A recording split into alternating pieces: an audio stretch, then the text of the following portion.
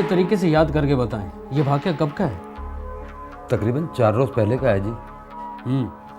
तो आप आज आए हैं रिपोर्ट लिखवाने? वो जी मैं तो पहले खुद ही तलाश करने की कोशिश कर रहा था। एक बात बताएं, जब आपने अपनी आंखों से अपनी बेटी को नियाज के घर में देखा तो आपने खुद छुड़ाने की कोशिश नहीं की? वो जी मैं तो डर गया था जी कि कहीं वो नादिया को कोई नुकसान ना पहुंचा दे, और वैसे भी ये काम पुलिस का है जी। अच्छा, हमें बताने की ज़रूरत नहीं कि हमारा काम क्या है, तुम सिर्फ अपना काम बताओ। मैं तो वही बता रहा हूँ जी। ये साहब कौन है और यहाँ क्यों बैठे हैं? ये हयात साहब हैं सर, अपने बच्ची की अगवा की रिपोर्ट लिखवाने आए हैं, मगर सही से कुछ बता ही नहीं रहे। आप आए मेरे साथ, मुझे बताया आपका क्या मसला है। ठीक है, आ जाए।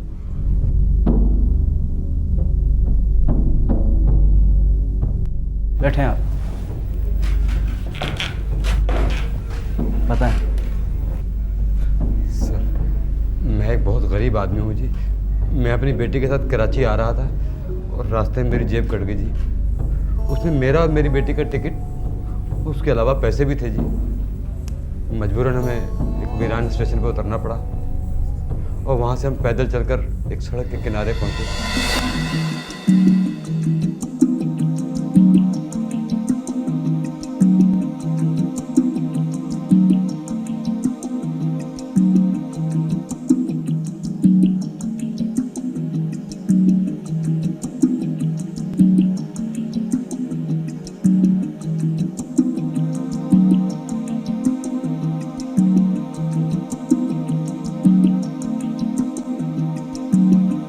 हाँ, क्या हुआ? मेरी रास्ते में जेब कट गई। मैं बड़ी मुश्किल तक इस सड़क तक पैदल आया हूँ।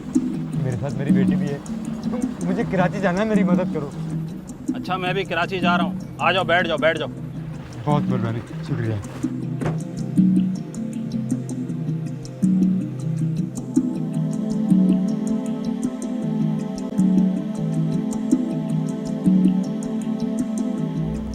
प्यास लग रही है मुझे, मैं पानी ले लूँ अगर आप गाड़ी रोकें तो कहीं से।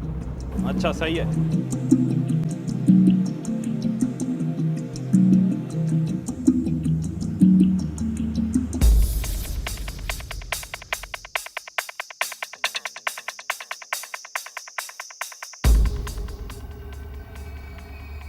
तुम तो कह रहे थे कि तुम्हारी जेब कट गई है, फिर तुम पैसे क्यों उतरे चीज़ें लेने?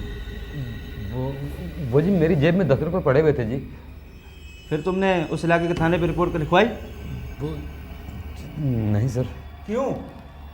वो जी मैं बहुत घबरा गया था जी, मेरी समझ में नहीं आ रहा था मैं क्या करूं। तो मैंने सोचा अगर कोई सवारी मिल जाए तो मैं इस ट्रक का पीछा करूं। और तुमने उसे ढूंढ निकाला? जी बहुत मुश्किल से पहुंचा हूं जी उस तक। ठीक है, हमने तुम्हारी शिकायत सुन ली है और मैं कार्रवाई ज़रूर करूँगा। आप 2 दिन में आकर पता कर लीजिएगा। नहीं सर, आज अभी क्यों नहीं चलते? देखो, कानूनी मामला अपने ही तरीके से निपटाए जाते हैं, आप बात में आइएगा। जाएं। यार तुम भी अजीब आदमी हो। आज 1 हफ्ता होने को आया है, तुम्हारा क्या ख्याल है कि उसने तुम्हारी बच्ची को अगवा शोकेस में सजाने के लिए किया है? अरे मेरे भाई, उसने जो कुछ करना होगा ना अब तक तो कर चुका होगा। पता नहीं भागी है क्या है, ऐसे ही मिस्कीन सूरत बनाकर यहाँ आ जाते हो तुम लोग। देखिए जी, खुदा के लिए आप कुछ करें, और वरना मैं। वरना क्या? धमकी दे रहे हो मुझे? नहीं जी, मैं तो ये कह रहा हूँ कि मैं उसको ढूंढ ढूंढ कर थक गया हूँ। अब आप ही मेरी कुछ मदद कर सकते हैं। ये हुई ना बात। अच्छा चलो ठीक है, अब तुम जाओ और 2-3 दिन से पहले नहीं आना।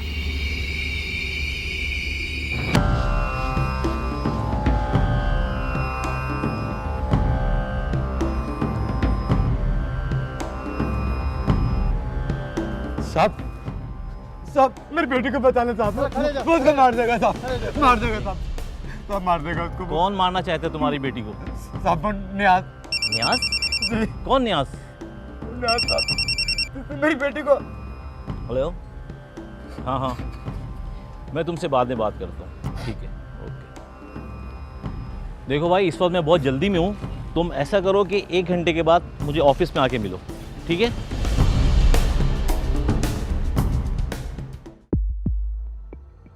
तो तुम्हारे बयान के मुताबिक तुमने खुद नादिया को देखा है खिड़की में खड़ा हुआ? जी साहब। तो उसने मदद के लिए शोर क्यों नहीं मचाया?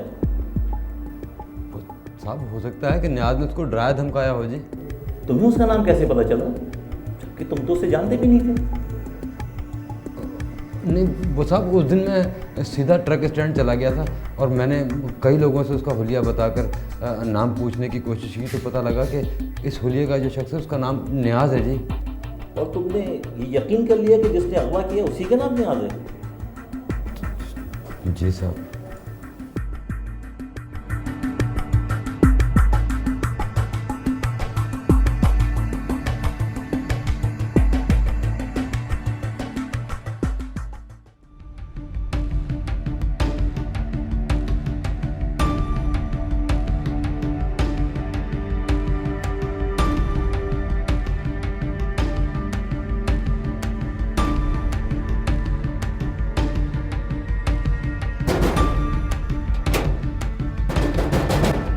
आ रहा हूँ भाई। साहब क्या बात है साहब? तुम्हारे घर की तलाशी लेनी है। लेकिन क्यों साहब? जाओ अंदर देखो, तलाश करो तुम। साहब आखिर मसला क्या है, मुझे बताएं तो सही। तुम्हारे घर की तलाशी लेनी है। तलाशी लेनी? लेकिन क्यों साहब? अभी सब कुछ पता चल जाएगा। तुम्हारा नाम न्याज है? जी साहब। लेकिन साहब आप मुझे बताएं तो सही क्या मसला है? अभी लड़की बरामद होगी ना तो सब पता चल जाएगा कि तूने क्या किया। सर अंदर तो कोई भी नहीं है और ना ही कहीं आसार है कोई। साहब आप किसको तलाश कर रहे हैं, किस लड़की की बात कर रहे हैं आप? तुम काम क्या करते हो? मेरी कबाड़िये की दुकान है साहब। खुदा के वास्ते आप मुझे बता देते हैं आप किस केस की बात कर रहे हैं? भाई तुम्हारे खिलाफ शिकायत आई थी कि तुमने नादिया नामी लड़की को अगवा किया। नादिया? जानते हो नादिया को? नहीं साहब, मैं किसी नादिया को नहीं जानता। बता रहा सीधी शराफत से आए। हमें और भी तरीके आते हैं उगलवाने के लिए। फिर साहब आपको गलतफहमी हुई है। ओके, अगर जरूरत पड़े तो तुम्हें जरूर बुलवाया जाएगा और तुम्हें आना जरूर पड़ेगा, ठीक है? आ जाओ।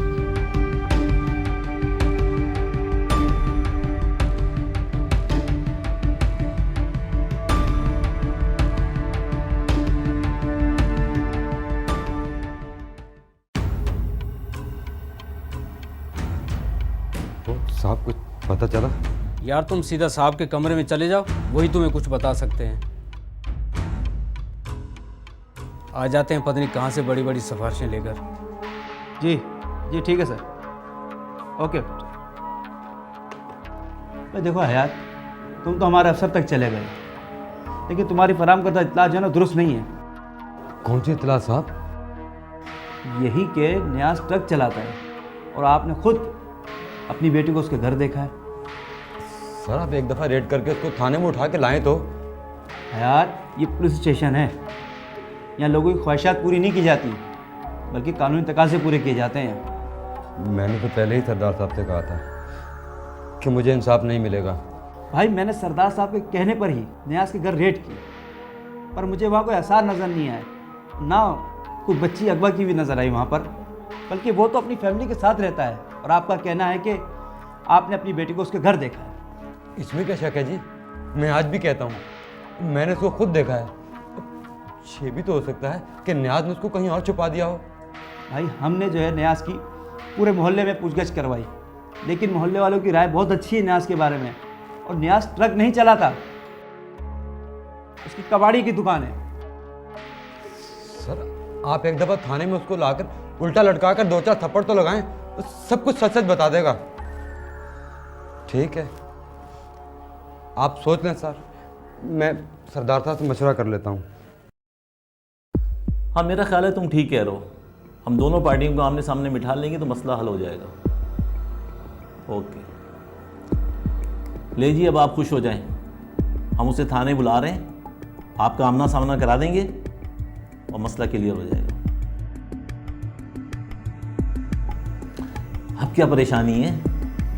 मुझे बहुत चालाक आदमी है जी, कहीं उल्टा मुझे ही ना फंसा दे। क्या मतलब है तुम्हारा? देखिए ना, उसने नादिया को कहीं और पहुंचा दिया है, जोर ज़बरदस्ती करके उसको मेरे खिलाफ भी तो इस्तेमाल कर सकता है ना। हयात साहब आप पुलिस वालों को नहीं जानते, जब वो किसी काम का बेड़ा उठा लेना तो उसे तकमील तक पहुंचाते हैं। आप बिल्कुल फिक्र ना करें, मुजरिम जितना भी चालाक हो हमारी गिरफ्त से नहीं बच सकता।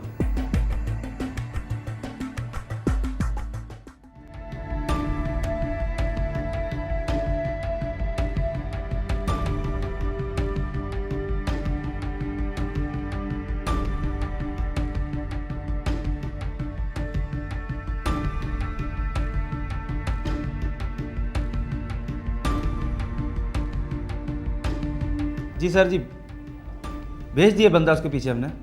जी ठीक है सर, आप बेफिक्र है सर। जी मैं आपको खुद इन्फॉर्म करूँगा सर, ठीक है ना सर। ओके चलो, अल्लाह हाफ़िज़। आपका क्या ख्याल है साहब कि हयात यहाँ आएगा? क्यों, तुमने उसे भी अगवा करवा लिया? वाह साहब वाह, हयात को अगवा करा कर मैं थाने में बैठा हूँ। तो तुम्हें इतना यकीन कैसे है कि हयात नहीं आएगा? साहब वो चिटर है, फ्रॉडिया है, फ्रॉडिया। ये कैसे कह सकते हो तुम?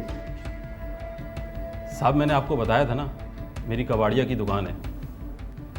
हयात एक दिन मेरी दुकान पे आया।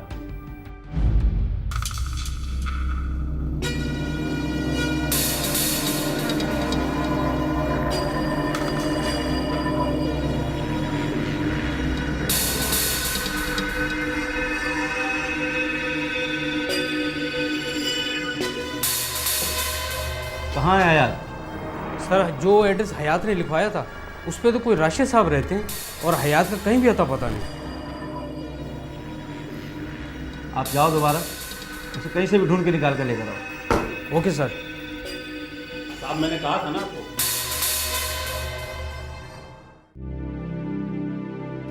लोग जिन रिश्तों पर एतबार करते हैं, अगर वही रिश्ते इंसान को धोखा दें तो फिर उनमें ज़िंदा रहने की ख्वाहिश बाकी नहीं रहती। और अब ऐसे ही कुछ हाल मेरा भी है।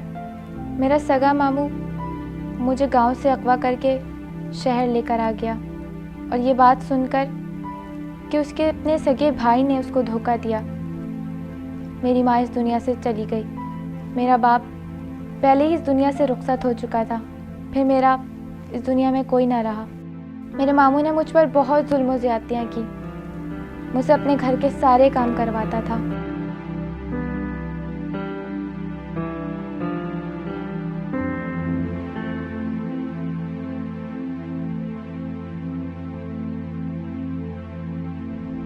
वो उसने बेचारी ने बहुत मासूम थी, पहले तो उसने इनकार किया, लेकिन मैंने इसको आइंदा ऐसे जरूरत करेगी?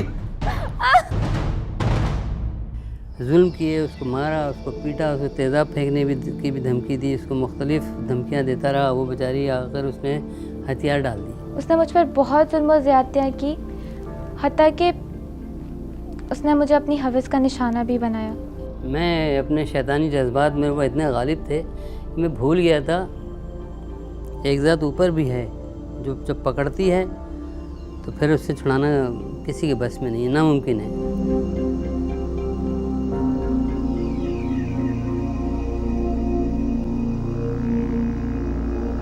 हाँ भाई नादिया, खाने में क्या है? राशन कल से ख़त्म हुआ हुआ है। क्या राशन खत्म हो गया है?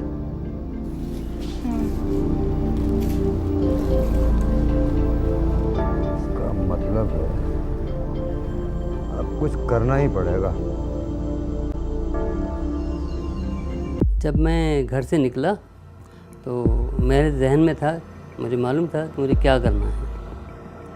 मैं दुकान पर पहुंचा। अस्सलाम वालेकुम जनाब। भाई साहब। वालेकुम सलाम। वो जी मैं ये सामने वाले हमीद साहब हैं, इनके नीचे वाले पोर्शन पे किराए पे आया हूँ। अच्छा। मेरा नाम हयात है। मैं एक प्राइवेट कंपनी में काम करता हूँ और तनख्वाह जो है वो पहली तारीख को ही मिलती है। तो अगर सौदा महीने भर का उधार आप दे देते तो। दुकानदार ने मेरी बात मान ली और मुझे सौदा दे दिया जो मुझे चाहिए था। चले सही है, मैं मिलूँगा हमीद साहब से। वो 1 किलो चीनी दे दीजिए और 6 अंडे और एक पत्ती का बंडल। अच्छा, मैं रोज़ उसे सौदा लेने लगा दुकानदार से। लेकिन अब मैं पहली के पहली हिसाब कर दीजिएगा। नहीं आप फिक्र नहीं करें, मैं पहले के पहले हिसाब करूँगा आपका। जब 30 तारीख आई दुकानदार ने मुझसे तकादा किया पैसों का। अस्सलाम वालेकुम। अरे हयात, आज पहली तारीख है, क्या हुआ? इस दफ़ा तनख्वाह कुछ लेट हो गई है, 12 तारीख तक मिल जाएंगे। तुम तो कह रहे थे कि पहली तारीख को मैं हिसाब कर दूंगा। वो हमेशा पहली तारीख को ही तनख्वाह मिल जाती है, बस इसी मरतबा कुछ देर हो गई है। मैंने उससे कहा 17 तारीख को पक्का आपको पैसे मिल जाएंगे। 17 तारीख को जब उसने मुझे टोका तो मैंने उससे कहा कल दूंगा, तो उसने मुझे बिल्कुल सौदा देने से बिल्कुल मुझे इनकार कर दिया। आप फिक्र क्यों करते हैं जी, मेरी तनख्वाह मिल चुकी है, बस कल सुबह आप आके पैसे ले लीजिएगा। मैं तो सुबह जल्दी चला जाऊँगा, लेकिन आपको पैसे मिल तो जाएंगे। कल तुम चले जाओगे क्या? मैं दीवारों से पैसे लूँगा? मेरी बेटी घर पर होगी, वो आपको पैसे दे देगी।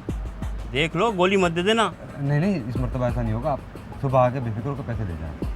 वो अभी कुछ सही। सौदा चाहिए था। अभी क्या चाहिए था आपको? ठीक है, एक डब्बा मिल जाता था। देखो, पहले इतने पैसे चढ़ गए हैं, वो भी नहीं दिए, अभी फिर सौदा लेने आ गया अपना। नहीं, आपके तमाम पैसे कल मिल जाएंगे।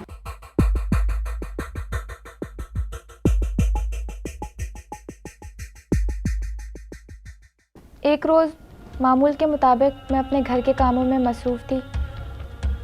मेरा मामू बाहर से आया और उसने मुझे बुलाया।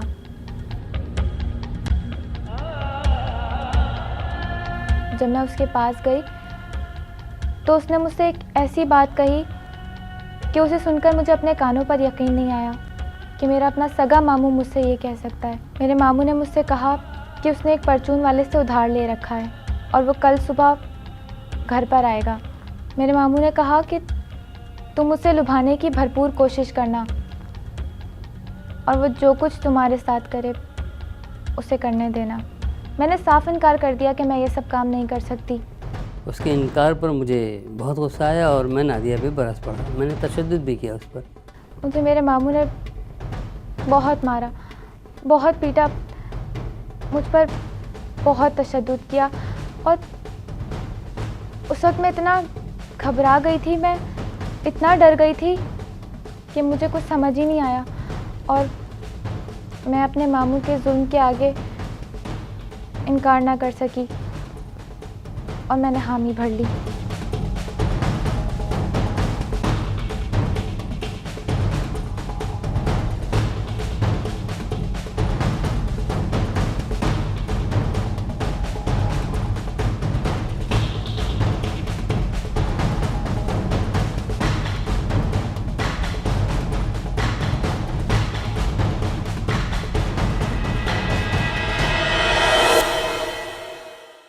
फिर जब मैं कमरे से निकली मुझे बस ऐसा लग रहा था कि अब मैंने ज़िंदा नहीं रहना। मेरा ऐसा दिल चाह रहा था कि मैं अपने आप को मार लूं, लेकिन मुझे ये बात पता थी कि ख़ुदकुशी हराम है और फिर मुझे अपने अल्लाह पर भरोसा भी था कि एक ना एक दिन मुझे मामू के जुल्म से ज़रूर निजात मिलेगी, क्योंकि मुझ में और ज़्यादा जुल्म बर्दाश्त करने की हिम्मत बाकी नहीं रही थी। मामू तो मेरे साथ ज़्यादती करता ही था, लेकिन जब मैंने ये सुना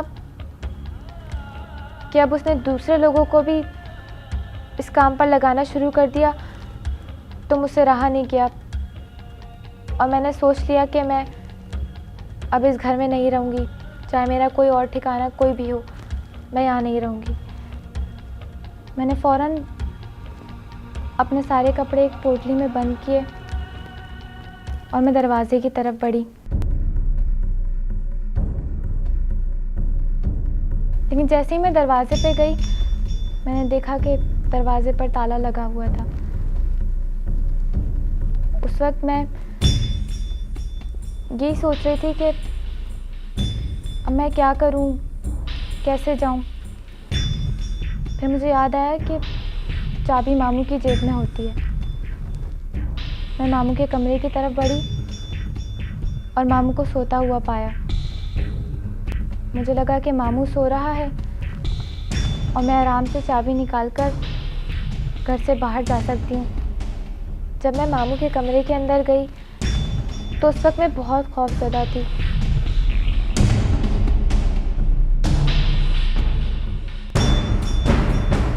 मैं मामू की जेब में चाबी तलाश कर रही थी और मैं चाबी तलाश करते हुए बहुत खौफज़दा थी कि कहीं अचानक मामू की आंख ना खुल जाए। लेकिन खुशकिस्मती से मुझे बिलाखिर चाबी मिल ही गई। मेरे अंदर एक उम्मीद जाग गई कि अब मैं यहाँ से बाहर जा सकती हूँ। भागेगी हैं? मैं भगाता हूँ तू क्या समझती है? भाग जाएगी? नहीं भागेगी? बता बता बता आइंदा ऐसे जुर्रत करेगी? भागेगी? भाग कर दिखा। बताता हूँ तुझे मैं, भागेगी मेरे पास से तुझे ऐसा कर दूंगा कि तू भागने काबिल नहीं रहेगी। मामू ने मुझे कहा कि अगर अब दोबारा ऐसी गलती की तो मैं तुम्हारी टांगें तोड़ दूंगा। और ये बात सुनकर मैं और ज़्यादा डर गई। मैं नादिया पर इतना तशद्दुद कर चुका था कि मेरी नादिया की आंखों में महसूस हुआ कि आइंदा कभी अब भागने का सोच भी नहीं सकती।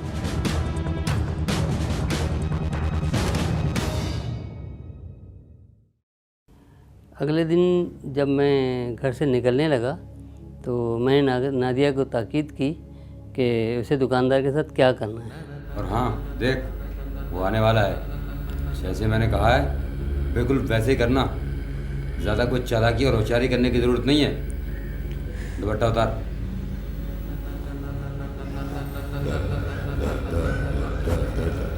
ठीक है। फिर मैं अपने घर से निकला और एक ऐसी जगह जाकर छुप गया जहाँ से मैं अपने घर पे नज़र रख सकूं और कोई मुझे ना देख सके। ऐसा क्यों था मेरे साथ? इतना तशद्दुद, इतनी जुल्म ज़्यादतियाँ। पहले तो मामू मेरे साथ ज़्यादती करता रहा और फिर अब वो यही काम बाहर वालों से भी करवा रहा था। इसी अफसोस में मैं बैठी हुई थी कि अचानक दरवाज़ा बजा।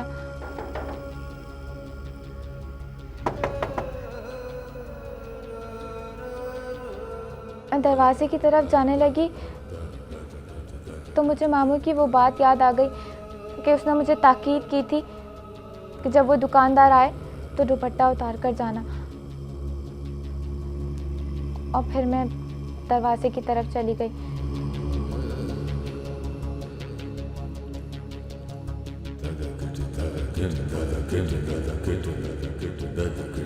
कौन? परचून वाला, पैसे लेने आया हूँ। जी आप अंदर आ जाइए।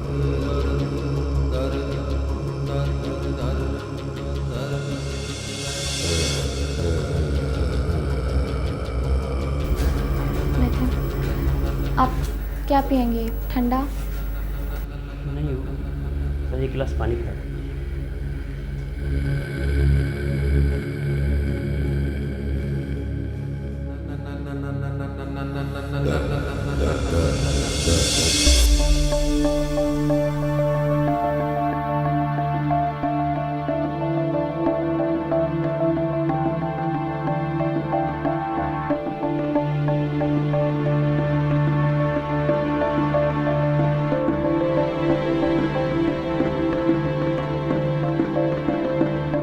मैं तो जैसे मुंतज़िर था, दुकानदार जैसे ही मेरे घर में गया तो उसके ठीक 15 मिनट के बाद मैं भी अंदर पहुंच गया।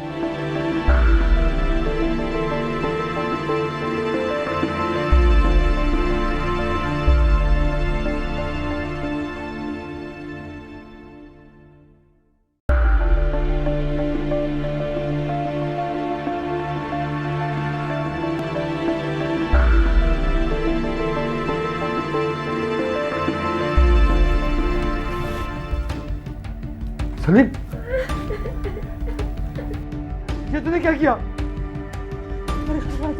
हयात भाई मुझे माफ कर दो। मेरी लड़की को बर्बाद कर दिया है? नहीं हयात भाई नहीं, हयात भाई मुझे माफ कर दो। हयात भाई मैं बहक गया था। हयात भाई मैं बहक गया था। मैं तुझे पुलिस के हवाले नहीं करूंगा। नहीं, पुलिस के हवाले नहीं करना हयात भाई। मुझे कहीं मुंह दिखाने काबिल नहीं छोड़ा तूने। नहीं हयात भाई मुझे माफ कर दो। हयात भाई, मैं हयात कहाँ भाई जाऊंगा? वो मैं 22,000 रुपये ना वो आपको मैं माफ करता हूँ। तू क्या मुझे बेगैरत समझता है? नहीं नहीं बेगैरत नहीं हयात भाई। मैं तुझे पुलिस के हवाले करूंगा। पुलिस के हवाले नहीं करना। मेरे छोटे छोटे बच्चे, मेरी बेइज्जत रहे, मेरा कारोबार ठप हो जाएगा। 30,000 मैंने 22,000 रुपये आपको माफ कर दिए। अच्छा नहीं छोड़ दे पैसे। पैसों को छोड़, मैं तुझे पुलिस के हवाले नहीं करूंगा। हयात भाई, पुलिस के पास नहीं जाना, मेरा सारा कारोबार ठप हो जाएगा, मेरे मोहल्ले में इज्जत है, मेरे छोटे छोटे बच्चे हैं हयात भाई।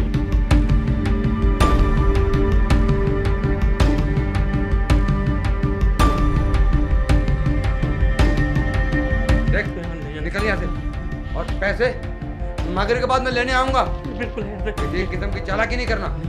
निकल। लेकिन पुलिस को नहीं बताना, मेरे छोटे छोटे बच्चे हैं, मेरे कारोबार पहुंचा दूंगा। पुलिस को नहीं बताऊंगा, लेकिन पैसे याद रखना। बिल्कुल बिल्कुल।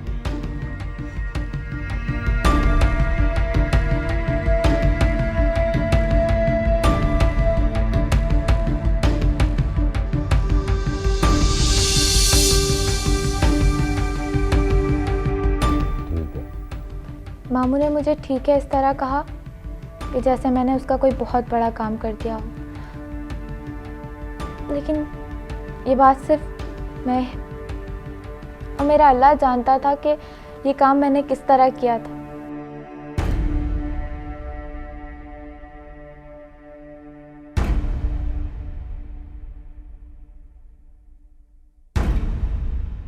मुझे इस बात का बिल्कुल भी अंदाज़ा नहीं था कि आगे मेरे साथ और क्या क्या होने वाला है।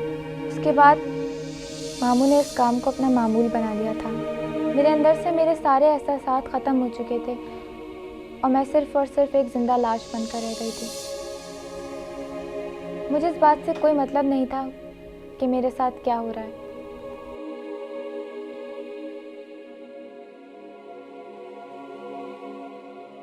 नादिया, नादिया, उठ।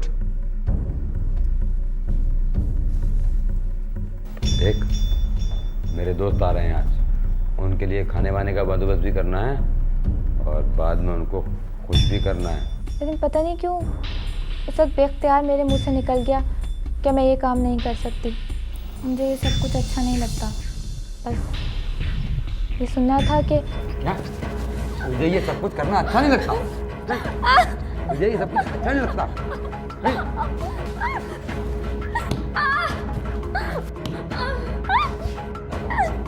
अभी बताता हूँ तुझे।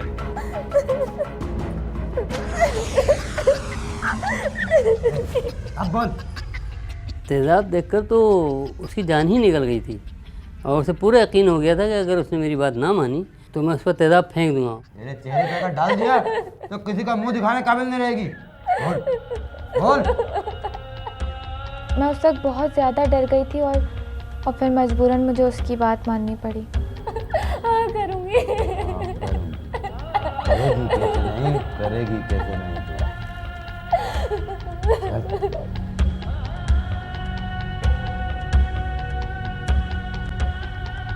अमीर बाप का बेटा अपने दोस्त के साथ आया। हाँ हाँ, सब कुछ होगा, फिक्र क्यों करते हो? पैसे लायो? हाँ पैसे हैं। नादिया,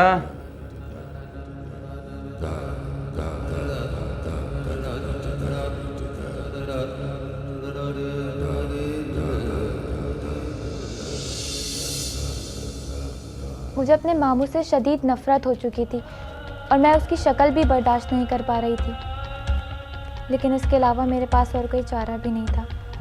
मैं अगर घर से भागती भी तो कहाँ जाती, क्योंकि जब मेरे सगे मामू ने मेरे साथ ऐसा किया तो मैं दुनिया वालों पर कैसे एतबार कर सकती थी।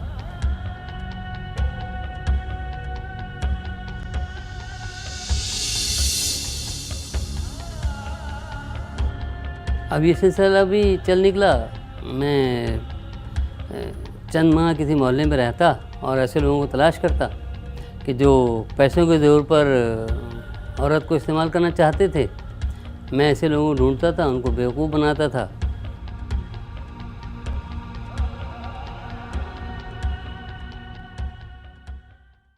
इस बार जिस इलाके में मैं गया तो वहाँ कोई करीब में दुकान भी नहीं थी और लोग भी मुझे कर्ज़ नहीं देने पर तैयार थे। मैं परेशान हुआ, लेकिन फिर मैंने मोहल्ले का सर्वे किया तो वहाँ पर एक कबाड़ी नज़र आया। हेलो, हाँ हाँ, माल सारा लोड करवा लिया तुमने? बस सही है, सही है। एडवांस दे दिया उनको? बस ठीक है, माल लेके पहुँचो फटाफट। Okay okay okay. अस्सलाम वालेकुम जी। वालेकुम अस्सलाम। मैं इस महल्ले में नया आया हूँ जी, और वो अमीन साहब के बराबर वाले मकान में। वो हमीद साहब जो रेलवे में काम करते हैं उनके मकान में आया हूँ मैं। तो मेरे पास कुछ फर्नीचर है, मैं सोचा था उसको बेच कर मैं कुछ नई चीज़ें खरीद लूँ। फर्नीचर वाले आप ही हैं? जी जी। तो आप पुराना फर्नीचर खरीदेंगे? कितना माल होगा? ये तो मुझे सही अंदाज़ा नहीं, लेकिन आप खुद घर चल के देख लीजिए। अच्छा यार गुल मोहम्मद, ज़रा दुकान का ख्याल रखना, मैं माल देख के आ रहा हूँ। भाई साहब, मैं आपको इन तमाम चीज़ों की जो है ना सिर्फ 45,000 रुपये दूँगा। क्या बात कर रहे हैं भाई साहब, 45,000 रुपये? 45,000 तो बहुत कम है, पूरे 1 लाख का खरीदा था मैंने ये। भाईजान, जब आपने लिया होगा उस वक्त नया होगा ये, और आपने तो खुद ही बताया कि आपने कई दफ़ा घर शिफ्ट किया है। शिफ्टिंग में तो आपको तो पता है बेड़ा गर्क हो जाता है सामान का। ये देख रहे हैं, ये सारा निशान, पता नहीं मुझे कितनी मेहनत करनी पड़ेगी। बस अब ऐसा भी पुराना नहीं है जी, कुछ बढ़ाइए ना। ठीक है, मैं 5,000 रुपये और बढ़ा दूंगा, बस इससे ज़्यादा मैं नहीं दे सकता। अच्छा चलें ठीक है, फिर कब उठाने आ रहे हैं सामान आप? बस मैं शाम में सुजुकी लेकर आऊँगा, उठा लूँगा। ठीक है ना, चले? नहीं, मैं चाह रहा था कि अगर पैसे एडवांस मिल जाते तो। एडवांस? अच्छा ऐसा करें आप, ये रख लें आप। नहीं, 1,000 रुपये के लिए नहीं कह रहा मैं, तो दरअसल मुझे शाम में कहीं 30,000 रुपये की अदायगी करनी है, तो 30,000 रुपये। अरे भाई साहब, आजकल इतने पैसे जेब में रख के कौन घूमता है? अच्छा तो चलो ठीक है, मैं आपके साथ आपकी दुकान पर चलता हूँ, आप चाहें तो मेरा शनाख्ती कार्ड भी रख लीजिएगा। नहीं, शनाख्ती कार्ड की ज़रूरत नहीं है, पैसे तो मैंने शाम में भी देने हैं और अभी भी देने हैं। चलें आप मेरी दुकान पर चलें, मैं आपको 30,000 रुपये की पेमेंट कर देता हूँ। ठीक है?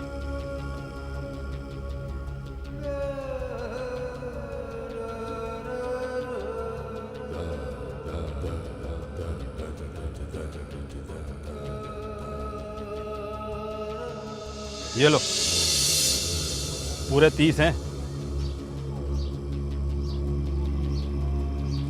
ठीक है, ठीक है ना, और शाम को मैं फर्नीचर उठाने आ रहा हूँ। बिल्कुल बिल्कुल।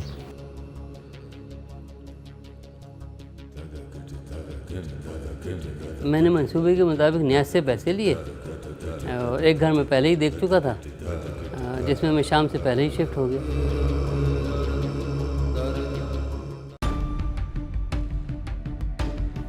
एक दिन मुझे अमीर बाप का बेटा अली नज़र आया, जिसने मुझसे पूछा कि आपने वो मोहल्ला क्यों छोड़ दिया। तो मैंने उसे बताया कि मैं उस मोहल्ले में बदनाम होने लगा था, अगर तुम्हें अभी चलना है तो चलो। तो अली ने मुझे कहा कि अभी नहीं, मैं फिर किसी दिन आऊँगा। अभी मैं उससे बातें कर रहा था कि मुझे न्याज नज़र आया। किधर भागता है? रुक, किधर जा रहा है? पैसे निकाल मेरे चीटर, मैंने तेरी सारी हिस्ट्री पता कर ली है। निकाल पैसे मेरे। मैं पैसे देता हूँ तुम्हें, मेरे घर चलो इधर। चल घर पे पैसे दे मुझे, अभी चाहिए पैसे मेरे को। गिरबान तो छोड़ो मेरा, बैठ मोटरसाइकिल पे, गिरबान तो छोड़ो मेरा, मैं पैसे। बैठ जल्दी मोटरसाइकिल पे बैठा। बैठ।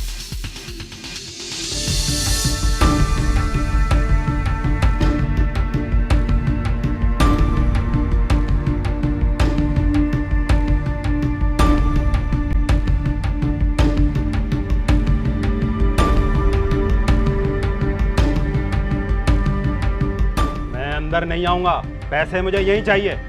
मैं पैसे देता हूँ आपको, गली में खड़े खड़े पैसे दूँ क्या? आप अंदर बैठे तो।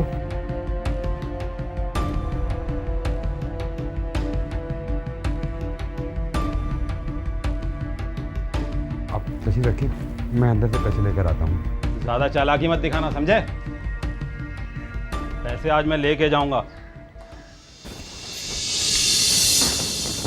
नादिया, वो न्याज नहीं फर्नीचर वाला, उसने रास्ते में मुझे पकड़ लिया।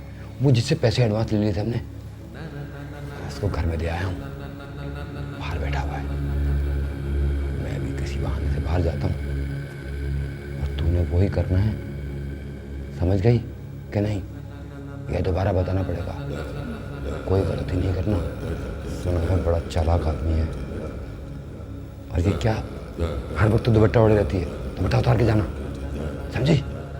देख, झाड़ू देने के बहाने जाना, बस तूने झाड़ू लगाते रहेगा तो उसे करीब जाएगी और बस हमारा काम हो जाएगा, समझी? अब मैं जा रहा हूँ, जल्दी आना।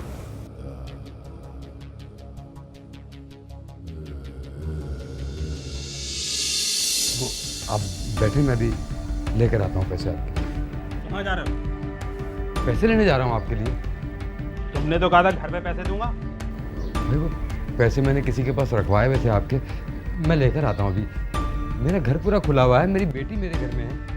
आप बैठे, मैं अभी लेकर आता हूँ पैसे।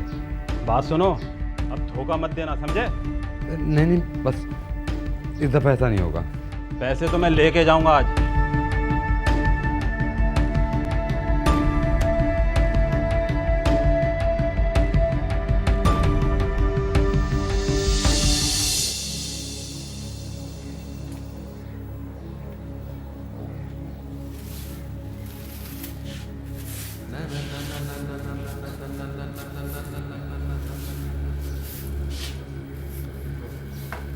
आप कुछ पियेंगे? जी नहीं, शुक्रिया। आप इतनी बेरुखी क्यों दिखा रहे हैं? तुम जानती हो कि ये तुम क्या कर रही हो? मुझे तो पता है, आप ही नहीं समझ रहे हैं। मैं इस किस्म का आदमी नहीं हूँ। शादीशुदा हूँ और बाल बच्चे वाला हूँ। तो इससे क्या फ़र्क पड़ता है? तुम बेवकूफ़ हो, वो तुम्हें इस्तेमाल कर रहा है। तो मैं क्या करूं? अभी तो तुम जवान हो, जब तुम्हारी जवानी ढल जाएगी ना, तो वो तुम्हारे हाथ पैर तोड़कर सड़क पर बैठा देगा और तुमसे भीख मंगवाएगा, भीख। मैं ये सब अपनी खुशी से नहीं करती। वो मुझे मार डालेगा और उसके पास तेजाब भी है। अगर मैं ये सब नहीं करूंगी, वो मुझे मार देगा जान से।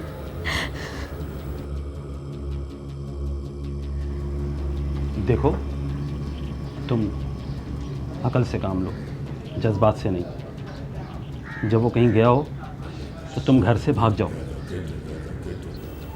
मगर मैं जाऊंगी कहाँ? तुम फिक्र मत करो, रास्ते खुद ब खुद बन जाएंगे।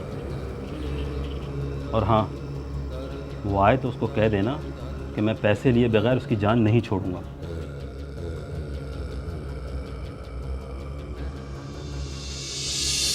उस आदमी के जाने के बाद मुझे ऐसा लगा कि जैसे अभी भी इस दुनिया में अच्छे लोग बाकी हैं।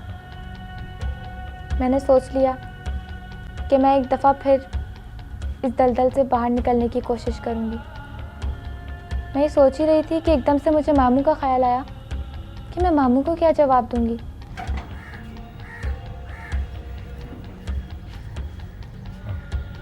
क्या हुआ?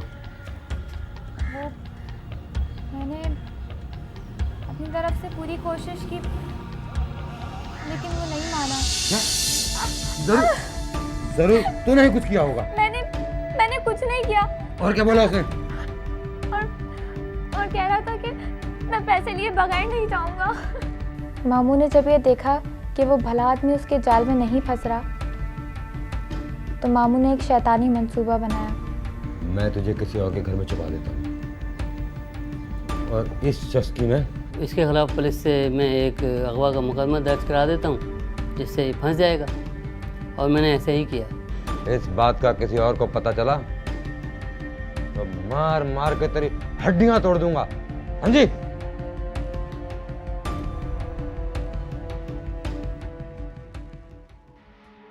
फिर मैं पुलिस के चक्करों में पड़ गया, और मुझे पता था कि पुलिस इतनी आसानी से तो कार्रवाई करेगी नहीं। लेकिन मैं ये भूल गया था कि ऊपर एक ज़ात बैठी हुई है जिसने मुझे बहुत डील दे रखी है। और फिर एक रात अल्लाह ताला ने मेरी ऐसी मदद की कि मैं उस घर से फ़रार होने में कामयाब हो गई। अब्दुल्ला शाह गाज़ी के मज़ार के बारे में मैंने अपने गांव में भी सुना हुआ था। फिर मैं सीधा अब्दुल्ला शाह गाज़ी के मज़ार पहुंचने में किसी तरह कामयाब हो गई। मैंने नादिया को जिस मकान में छोड़ा था, जब मैं वहाँ पहुँचा तो नादिया वहाँ मुझे नहीं मिली। मेरी समझ में नहीं आ रहा था कि वो कहाँ, कहीं भाग गई है, कहीं चली गई है, कहाँ चली गई है। मेरी अकल कुछ काम नहीं कर रही थी। मैं बहुत ज़्यादा परेशान हो गया था। मुझे ऐसा लगा कि जैसे मुझे मेरा ठिकाना मिल गया है, क्योंकि मुझे छत भी मिल गई थी और मुझे खाना भी वक्त पर मिल रहा था, और मेरे साथ वहाँ पर जुल्म ज़बरदस्ती करने वाला भी कोई नहीं था। वहाँ पर लोग मुझे फ़कीर समझ रहे थे, लेकिन मैं फिर भी अपने रब का शुक्र अदा कर रही थी कि मैं जिस दलदल से निकली हूँ मुझे फ़कीर बनना मंजूर था।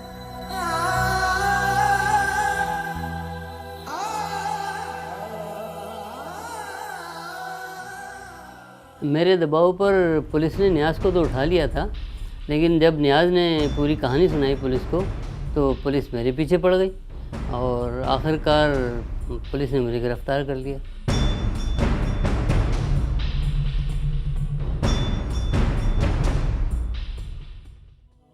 एक दिन अचानक 2 पुलिस वाले मुझे ढूंढते हुए आए। पहले तो मैं उनको देखकर हैरान रह गई कि ये मुझे क्यों ढूंढ रहे हैं, लेकिन फिर उन्होंने मुझे दिलासा दिया और मुझे समझाया कि वो मुझे वहाँ से ले जाने आए हैं और वो मुझे अपने साथ ले गए। मैंने पुलिस वालों को अपनी सारी कहानी सुना दी। आज मैं दारुल अमान में हूँ और अपने रब का शुक्र अदा करती हूँ कि उसने मुझे उस जहन्नुम से निकाला। लेकिन मैं एक दुआ करती हूँ कि मेरे मामू जैसा इंसान अल्लाह ताला किसी को ना दे।